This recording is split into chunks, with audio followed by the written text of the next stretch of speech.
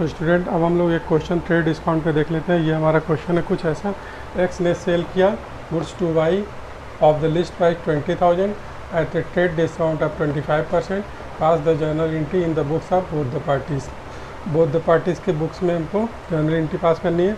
तो ये हमारा हो गया लिस्ट प्राइस हमारा 20,000 है और ट्रेड डिस्काउंट हम पहले माइनस कर लेंगे। तब हमारा सेलिंग प्राइस है, ट्रेड उस पर 25% करेंगे तो हमारा ये 5,000 आ गया। ठीक है, अब हमारा सेलिंग प्राइस क्या आ जाएगा, 15,000 आ जाएगा। ठीक है, तो उसको लिस्ट प्राइस क्या था, 20,000 था, लेकिन उसको ट्रेड डिस्काउंट 25% मिल गया, इसलिए उसको कितना पे करना पड़ गया, 20,000 की जगह पे उसको 15,000 का ही सिर्फ पेमेंट करना पड़ा। ठीक है, अब हम लोग जर्नल एंट्री बुक्स में बना लेते हैं। बुक्स ऑफ एक्स में क्या करेंगे, एक्स ने गुड्स सोल्ड किया टू वाई, तो वाई अकाउंट डेबिट कर देंगे, Y's account debit to sales. ठीक है, यहाँ पे कैश ट्रांजैक्शन है, ये क्रेडिट ट्रांजैक्शन है, तो हम लोग वाई को डेबिट कर रहे हैं और टू सेल्स कर देंगे। ठीक है, वाई डेबिट क्या हो रहा है, डेबिट द रिसीवर एंड, और सेल्स क्या हो रहा है, क्रेडिट व्हाट गोज आउट, ये रियल अकाउंट है और ये पर्सनल अकाउंट के through debit the receiver account, और हमारे पास से कुछ जा रहा है, क्रेडिट व्हाट गोज आउट के अकॉर्डिंग हमारा सेल्स हो गया। ठीक है, कितने से, 15,000 से। ठीक, अब in the books of Y में क्या हो जाएगा, इन्होंने क्या किया, वाई ने परचेज किया है एक्स से, तो वाई के अकाउंट में क्या हो जाएगा, परचेजेज अकाउंट डेबिट, इनके पास से सामान गया, ठीक है, गुड्स गया और इनके यहाँ पे ये रिसीव हो गया। ठीक है, तो परचेजेज अकाउंट डेबिट टू, इससे इन्होंने परचेज किया, क्रेडिट द गिवर अकाउंट, इनके अकाउंट में क्या हो जाए, क्रेडिट द गिवर कौन है यहाँ पे, एक्स है, तो purchases account debit to X account, कितने से, 15,000 का। ठीक है, अब देखा जाए अगर, तो ये इनके लिए क्या हो, एक्स ने सोल्ड किया गुड्स ट्रेड डिस्काउंट पे 5,000 इन्होंने डिस्काउंट दिया।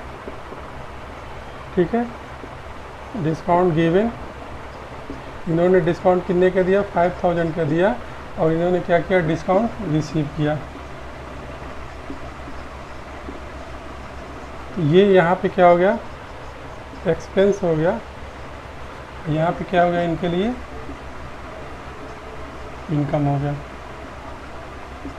ठीक है, देखिए अगर आप वाई ने सेल किया, एक्स ने सेल किया, वाई ने परचेज किया, तो वाई को डिस्काउंट मिला हुआ है। ठीक है, क्योंकि इसने डिस्काउंट पे परचेज किया है और इन्होंने क्या किया, बेचा है, तो इन्होंने डिस्काउंट इनको देना पड़ा है, तो इनके लिए ये डिस्काउंट गिवन, तो ये यहाँ पे इनके लिए एक्सपेंस हो जाएगा in the books of X, और वाई के बुक्स में क्या हो जाएगा, discount received as a income हो जाएगा।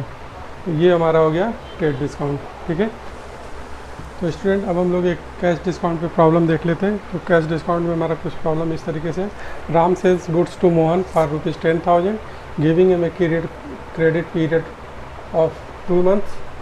Ram offer 2% cash discount if he pay with in 5 days। ठीक है, तब हमको इस दोनों के बीच में दोनों के बुक्स में जर्नल एंट्री पास करना है।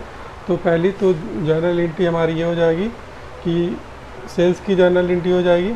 ठीक है, तो पहला जर्नल एंट्री हम बना देंगे ऐसे, राम ने सेल्स किया मोहन को, तो मोहन डेबिट टू सेल्स, तो Mohan account debit to sales हो जाएगा इनके बुक में।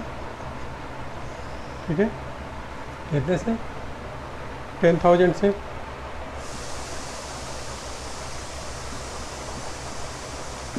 अब यहाँ पे क्या, मोहन के बुक्स में क्या हो जाएगा, परचेजेज अकाउंट डेबिट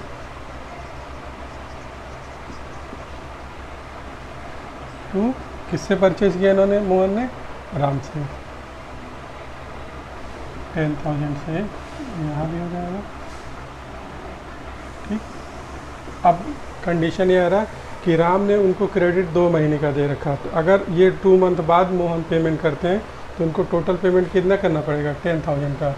अगर वो विद इन 5 days के अंदर प्रॉम्प्ट पेमेंट करते हैं तो उनको कैश डिस्काउंट मिल जाएगा, कितने का, 2% का। सपोज करिए कि इन्होंने 5 डेज़ के अंदर पेमेंट कर दिया है, payment made with in 5 days, ठीक है। 5 डेज़ के अंदर अगर उन्होंने पेमेंट कर दिया तो यहाँ पे इनको हम 2% का कैश डिस्काउंट देने वाले हैं।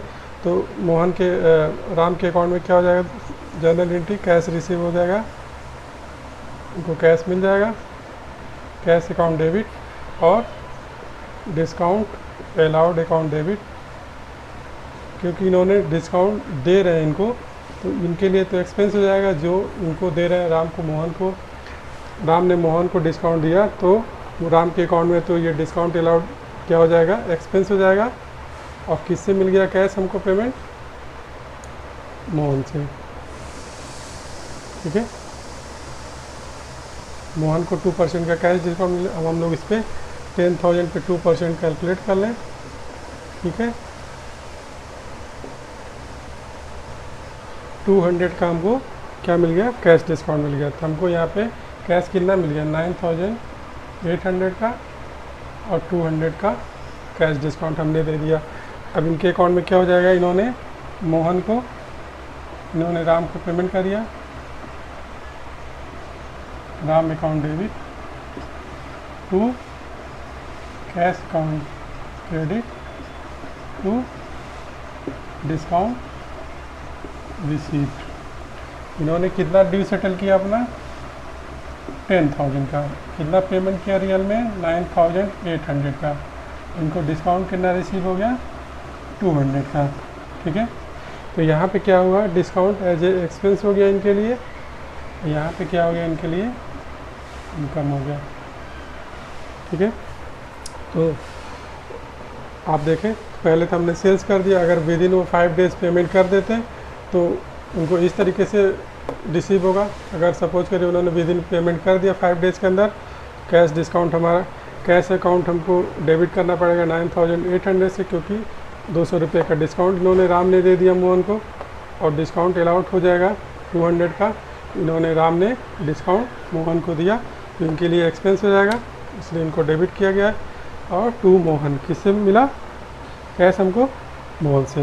और राम, यहाँ पे मोहन के अकाउंट में क्या हो जाएगा, राम अकाउंट डेबिट, राम को पेमेंट हो रहा है, ठीक है। सेल्स के अगेंस्ट में जो उन्होंने परचेज किया उसके अगेंस्ट में ये पेमेंट कर रहे हैं, तो Ram account debit to cash और टू डिस्काउंट रिसीव। कैश इनको एक्चुअल में करना था इतना, लेकिन डिस्काउंट मिलने की वजह से इनको 9,800 का पेमेंट करना पड़ा, और यहाँ पे डिस्काउंट इनको 200 का रिसीव हो गया।